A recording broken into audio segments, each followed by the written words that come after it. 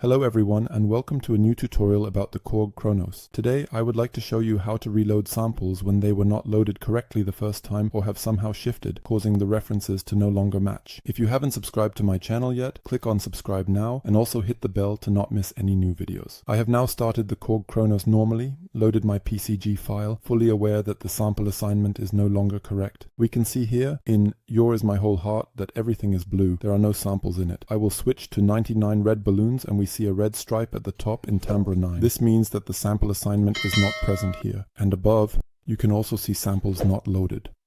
If we now switch to sampling mode, we see at the top under multi-samples that there are only the 2 standard samples that can now be reassigned. This means there is nothing in the device. We can now also go back into disk mode and here to sample manager, and we can see that no samples are loaded. The device is really empty. Of course, saying it is completely empty is not accurate. The XI samples that are needed are of course loaded. It's just that no custom user samples are loaded.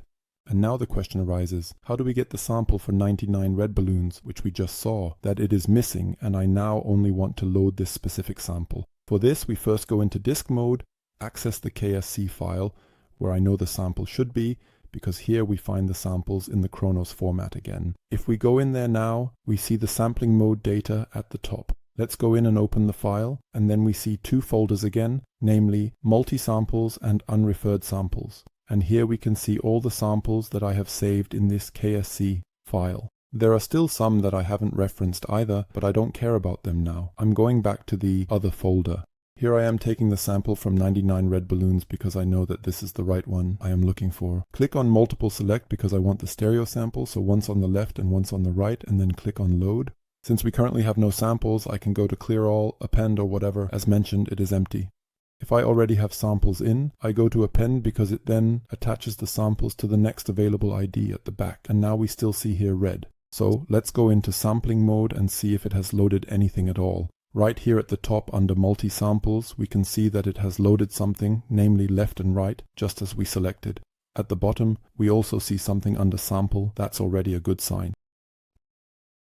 Now there are basically 2 different ways to proceed. I can recreate the program by clicking on the menu, that is the arrow next to recording in the upper right corner, and then clicking on convert multi-sample to program down here. Then I would look for the program under program. That was in the combination. I have remembered that, or rather I know that it is FF002. I would click on that and apply all the settings, press OK, and then it would simply overwrite it with the new references. I'm not doing that now because I would like to show you the other option. For this, I switch to program mode, then go into the sound, FF02, and I also see up here that the sample is not loaded. Then I switch to oscillator pitch at the bottom, and here the samples are assigned accordingly.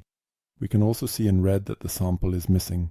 Name not available is because it is in the wrong folder. I am in multi-mode at the front because I do not want a wave sequence. And I will now select here where my sample is located, and in this case it is in the new sampling session, both mono and stereo, and if I click in there now, I can then select the sample at the back. That means I have now assigned the sample directly to the program. Now we obviously need to click OK. Then go to play and see that the sample is no longer red. I will now save the program. Unfortunately, I don't have the connection to the laptop right now, so you'll have to listen to the sound through the headphones, but I think that's enough. So now you have heard that the sound is present in the program. When I switch back to the combination, you can also see that the blue bar at the top in timbre 9 is there. That means the sample is loaded. The sample not loaded refers to the drum sound that I did not load. This way I can reload individual samples or recreate the programs. I need this, for example, when I want to load samples or sounds with samples from other people, when I don't want to overwrite my own KSC file, or when I don't want to load an infinite number of individual KSC files. If you liked the video, I would appreciate a like and of course a comment as well.